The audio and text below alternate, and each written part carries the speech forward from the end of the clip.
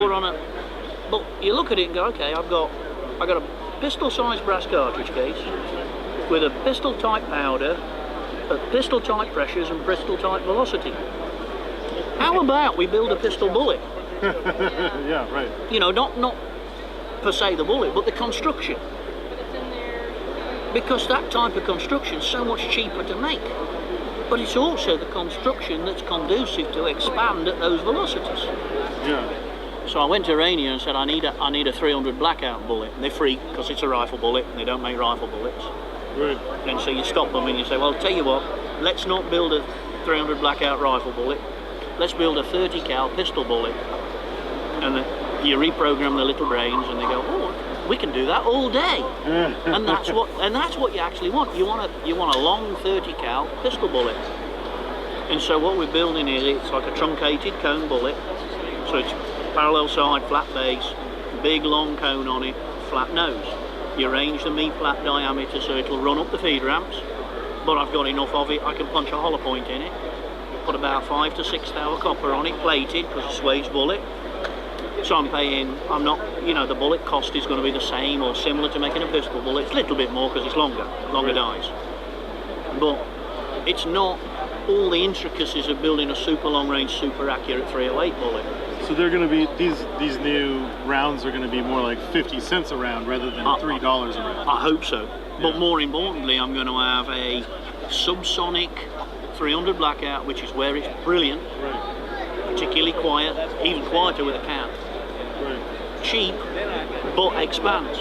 Yeah, and expands. Yeah. And expands. Even if I just make it as an FMJ, just for banging plates, yeah, it's still going to be a cheap, cheerful sub version you can shoot plates with. Thought I'd talk about the Rainier Wedge bullet, 180 grain. This is the flat point. And they came out with this a while ago, and people have had some frustrating times loading with them and shooting with them. Accuracy's been not really that great.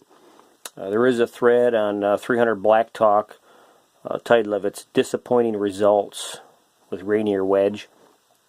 It's a pretty in-depth thread. A lot of people have spent a lot of time burning powder and popping caps trying to get this thing to shoot good. I've had pretty fair results with it. I can get sub-MOA at 100 yards with it through an AR. I spent a lot of time, quite a few months, different powder, primers, overall length. And the clip that you saw just before this with Bill Alexander talking about the bullet and the construction is pretty helpful, because this is a pistol bullet and it's designed for the 300 blackout, which is essentially a pistol cartridge, burning pistol powder. So you have to kind of have that mindset. Velocity wise, he didn't mention it so much in the video, but I read in some other post, he's saying max about 2,050 feet per second, and his ideal FPS is around 1,000 for this. I've been able to get about 988 with my subsonic loads without a suppressor and shooting sub-MOA at 100 yards with it out of the AR. It was a struggle doing that. Conditions have to be just right. I'll go out one day, and if the humidity is just not right, temperature's a little off, and it'll open the group up. But you got to remember, these are not a Sierra Match King. They're not constructed like that. This only has a 0.375 ballistic coefficient. So remember that when you're doing your calculations and trying to figure in clicks for downrange. Another interesting factor with this bullet that I've come across is I'll sort them all out from base to ogive. Use a comparator, and then I'll group them according to what that dimension is right there, within about 3 thousandths range, and then I'll separate them from there and shoot them in groups with those. So I'll try not to mix too much up when I'm going out for shooting for groups. There was a mention too about overall length when you seat the bullet in the case, and a lot of people, like to seat them as far out as they can, and Bill Alexander recommends about 2.10, and I've found, and I've read too, the deeper you seat these things, better they are. I've stumbled across 2.090, and with my setup, that's the sweet spot that it shoots good. A lot of people have had problems seating them out so they're longer, and they're having problems with feed ramps, the M4 rails cutting and slicing into them. This jacket's, you know, fairly soft, but I've had no problems at 2.090. Feeds really well, no issues at all. Talking about reloading the Rainier Wedge for 300 blackout, kind of went over the bullet a little bit and talking like that, but one thing I want to mention is the crimp that you're going to put on here. A lot of people really, you know, bear down on the crimp on there, and these are pretty soft plated bullets, and I don't know if you can get a better idea and see what I've got there. That's a little less than medium, but I've pulled some of these and I have no crimp marks on the bullets, anything like that. And I've measured them, chambered them 4 or 5 times, and no bullet mitigation. I don't get it to move at all. But the way my thought is that you're going to chamber that round, and if you're not going to shoot it, you're going to pull it out. Just use that for a fowler next time. Generally, I'm at the range. If it's chambered, it's going down range. So that crimp has worked really good for me. I won't get any movement on it. My overall length stays the same.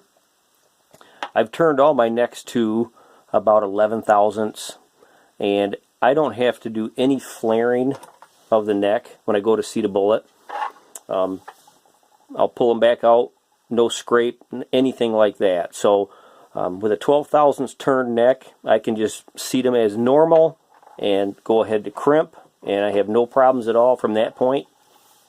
So it's worked really good for me, and I just thought I'd kind of mention that because a lot of people have issues with, they have to bell the neck and then crimp and get rid of that, and I haven't had to do any of that stuff.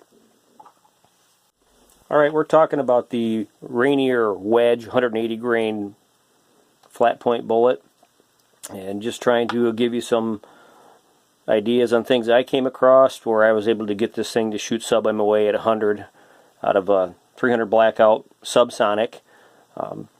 So what I found with a Lee seating die, I was getting 10 to 20 thousandths variance on my cartridge overall length, because this dimension right here is not concentric on every bullet. So I loaded up 20 rounds and I took a measurement overall length, and they were out, like I said, up to 20 thousandths. So what I did is I took my Lee seating die, took the stem out, put it in the lathe,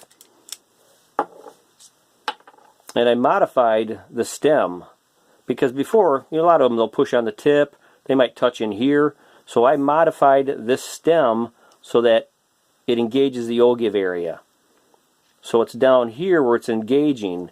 I'm getting only 2 thousandths run out on cases when I seat them, and my groups have really shown a lot better, big improvement off it. And then on that stem too, I wrote on there 180 grain wedge, so if I ever go to grab this, going to reload for something else, I know that's for the wedge, for seating on it. That made a huge improvement on that. Another thing that I found was a really good idea from 300 Black Talk. A guy put a thread in there about using the Lee collet die, and that was Treetop Flyer that did that. And that's this right here. After I full length resize, then I'll run them through the neck collet die just to straighten things up, make it concentric, uniform. It says in the directions to turn the case 180 degrees after you do one sizing and do it again. And I'm sold on that. My groups have shrunk, so I full length resize and then I collet size, and I've got my cedar stem modified for the wedge bullets. That's all I'm going to use this for. I've had really good results with them. They're cheap bullets as far as cost wise, and if you're out and you want to burn up 200 rounds at the range, you just do some shooting, and they're really good for that. What I'm going to try doing next, because I've got the SubSonic pretty good where I'm happy with the loads, I'm going to try pushing these things maybe 1600 up to 1600. I'm going to see what I get, you know, for groups, performance, that kind of thing. just to see what I can get out of it. You know, after you get a load developed, you kind of get a little bored with it. You want to try something different. So I'm going to see what happens when I push these a little harder through the 300 blackout. So I just kind of want to clear up some stuff about the Rainier Wedge bullets because people dog on them pretty hard. And I've got a couple other videos out there where I'm shooting dimes at 100.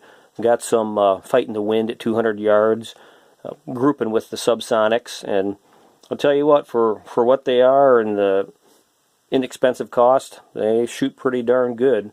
I don't ever plan on getting into casting, so this is an awesome alternative for me to have a inexpensive bullet that I can get really good accuracy. For sure MOA, but you're never happy with that. You know, sub-MOA. I don't think I could ever get quarter MOA out of it.